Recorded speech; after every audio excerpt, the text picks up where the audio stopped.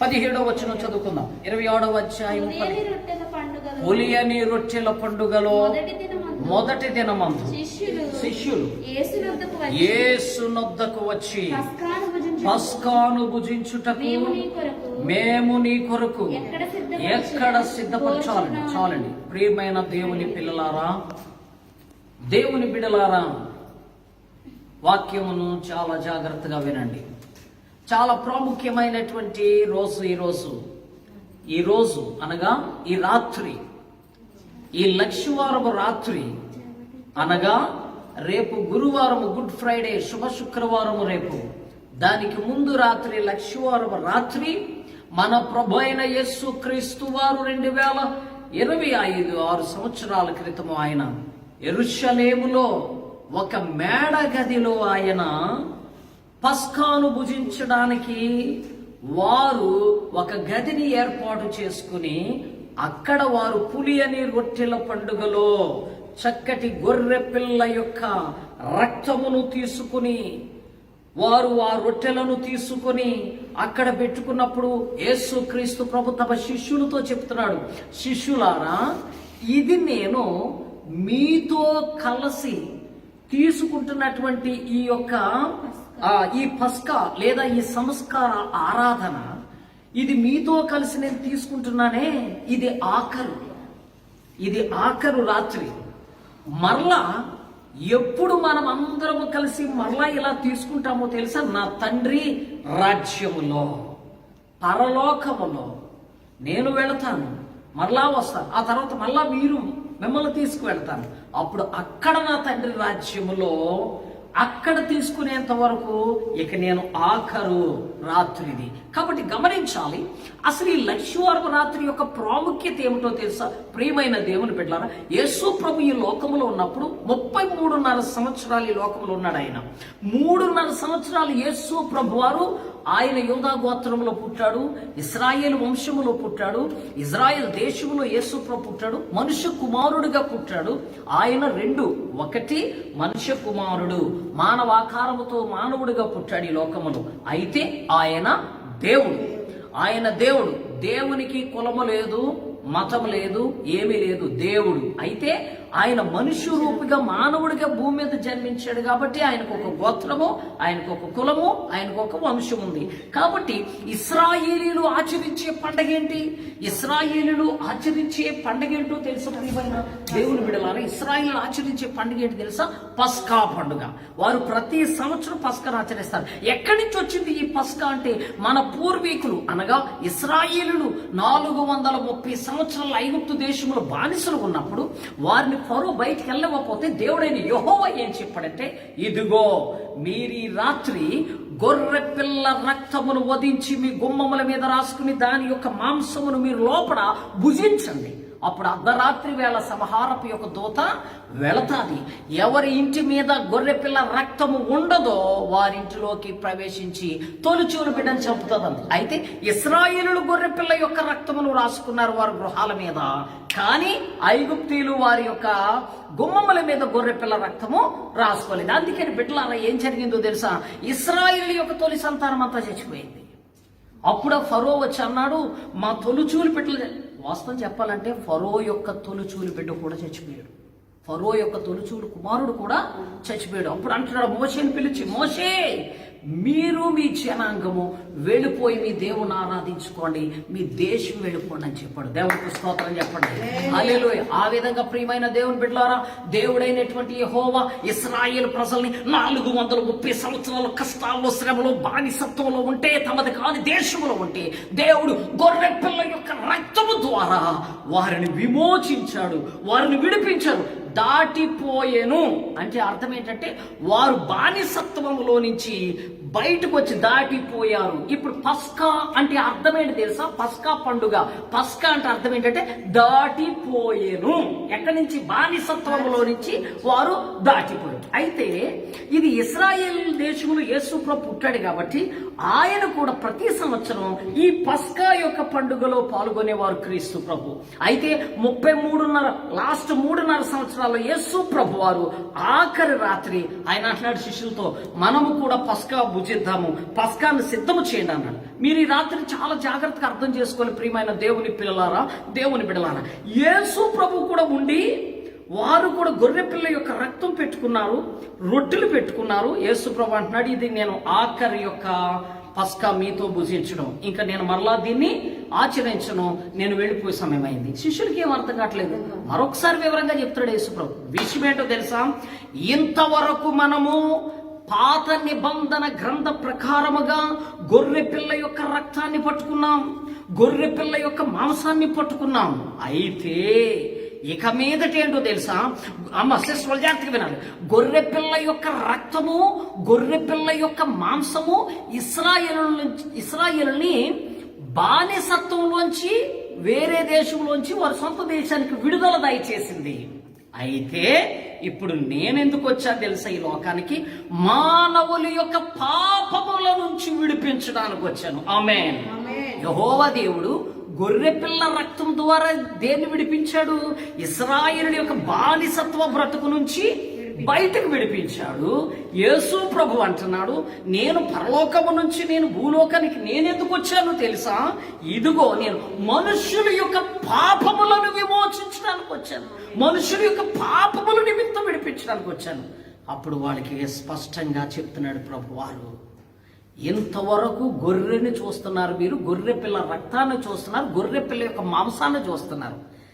ఇప్పుడు ఇక నుంచి మీరు ఇక రాబోయే రోజుల్లో, ఇక ఈ రాత్రి తర్వాత ఇక రాబోయే రోజుల్లో మీరు ఆ గొర్రె పిల్ల యొక్క రక్తము కాదు, ఆ గొర్రె పిల్ల యొక్క మాంసము కాదు, ఈ సర్వ మానవాళి పాపముల కొరకు నేనే పస్కా బలి గొర్రె పిల్లగా, నేనే శిలువ మ్రాని మీద సర్వ మానవాళి పాపముల కొరకు చనిపోతున్నాను. ఆమేన్. ఇప్పుడు చెప్పండి, క్రీస్తుని యేసు ప్రభు యొక్క రక్తం, యేసు ప్రభు యొక్క రక్తం మనుషుల పాపముల నుంచి విడిపించింది. త్వరగా చెప్పండి నాతో. గొర్రె పిల్ల రక్తం దేన్ని విడిపించింది? ఇశ్రాయేలులను 430 సంవత్సరాల బానిసత్వం అంటే వారిని విడిపించింది. ఏది? గొర్రె పిల్ల రక్తం.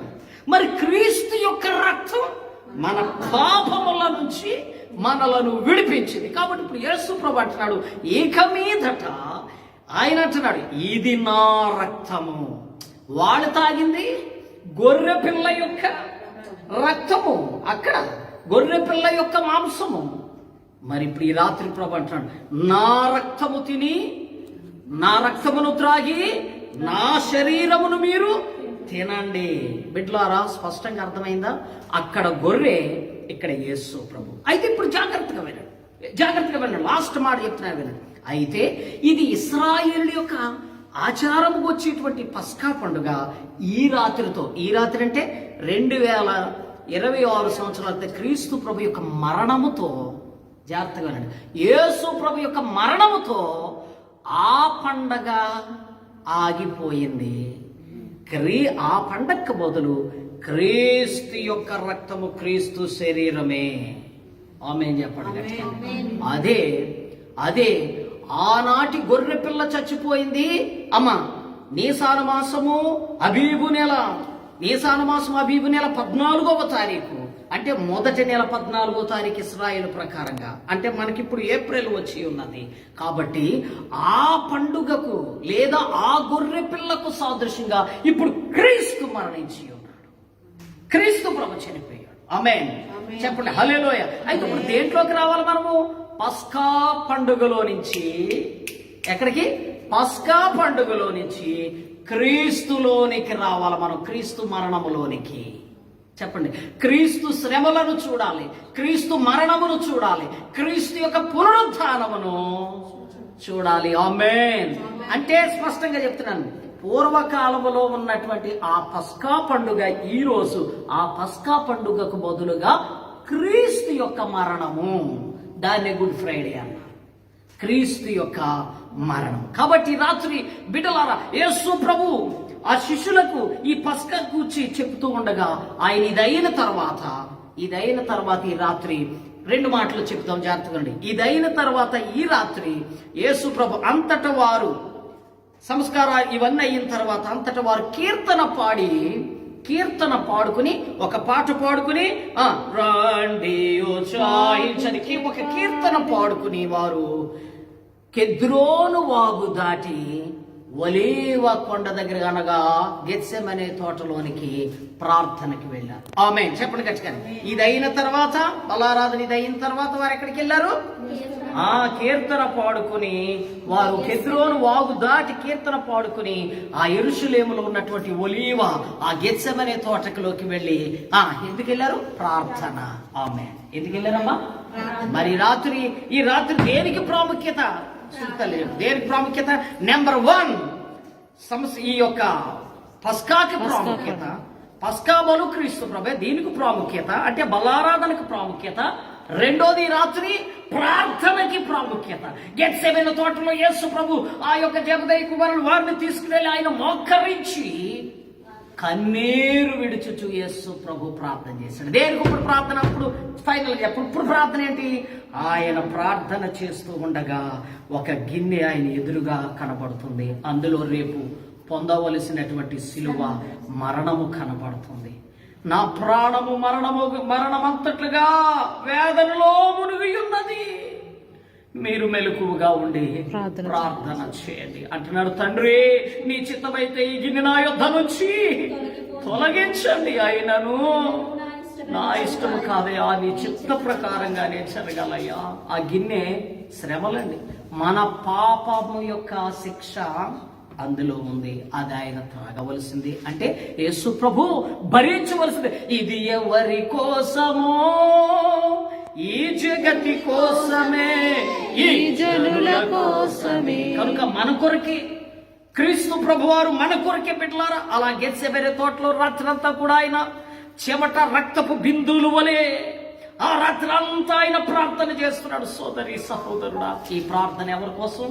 సర్వలోక రక్షణార్థమై, సర్వలోక పాప విమోచన కొరకై ప్రార్థన. ఆ ప్రార్థన అయిన తర్వాత చెప్పేప్పుడు సల్మా చెప్పు.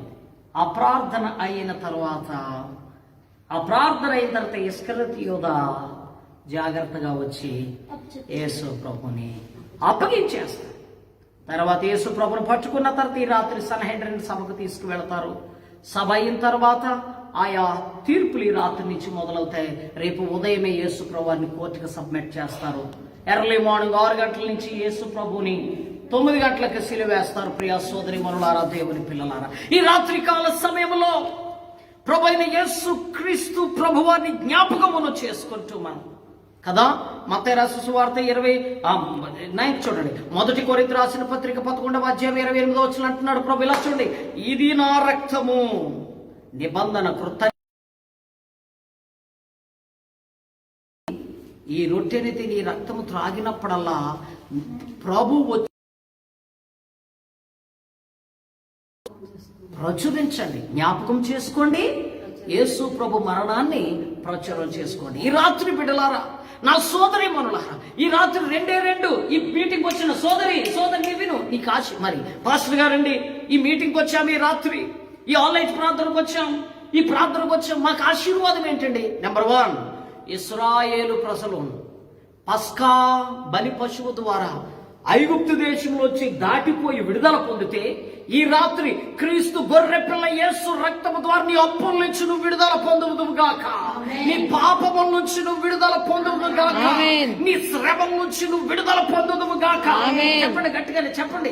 ఏ ఇబ్బందుల్లో ఉన్నావో, ఏ శ్రమల్లో ఉన్నావో, ఏ కష్టాల్లో ఉన్నావో వాటిలో నుంచి నువ్వు దాటిపోవుదువుగాక. పస్కానగా దాటిపోవుట, శత్రువుల్లో నుంచి దాటిపోవుట, శత్రువుల బాధల్లోంచి బయటికి దాటిపోవుట, నీ ఆర్థిక బాధల్లోంచి బయటికి దాటిపోవుట. ఇంకో మాట చెప్పనా, ఆ రోగములో నుంచి రాత్రి నువ్వు బయటకు వచ్చేయక, యేసు యొక్క రక్తములోంచి ఆయన రక్తములో విమోచనలోంచి, నీ రోగములో నుంచి నువ్వు బయటకు వస్తావు, నీ అప్పులో నుంచి నువ్వు బయటకు వస్తున్నావు. ఈ రాత్రి సోదరి సహోదరుడా, ఇది అద్భుతమైనటువంటి రాత్రి. యేసు ఆయన గెత్సెమనే తోటలో కన్నీరు కార్చిన రాత్రి. నువ్వు కూడా ప్రార్థన చేస్తావా? నీవు కూడా మొర పెడతావా? ఈ ప్రపంచం ఏమి వద్దని చల్లగా హాయిగా హ్యాపీగా నిద్రపోతూ నులువెచ్చని స్థితిలో ఉన్నారు ప్రపంచము. ఈ రాత్రి నా సోదరి సోదరుడా, ఈ ప్రార్థనకు వచ్చిన బిడ్డ, నువ్వు బహుబలంగా ప్రార్థన చేద్దాం. ఈ కష్టాల్లో ప్రార్థన చేద్దాం, ఈ కన్నీటిలో ప్రార్థన చేద్దాం, ఈ శ్రమల్లో ప్రార్థన చేద్దాం, ఈ ఇబ్బందుల్లో ప్రార్థన చేద్దాం. దేవుడు మనల్ని కనుకరించును గాక. చెప్పండి సిస్టర్, అర్థమైంది ఈ రాత్రి? దేవునికి స్తోత్రం చెప్పండి. హల్లెలూయా. ముగిస్తా ఉన్నాం. ఆమేన్. దేవుని వందనాలు. సిల్వలో నాకై కాచెను యేసు రక్తము, సిల్వలో నాకై కాచెను యేసు రక్తము.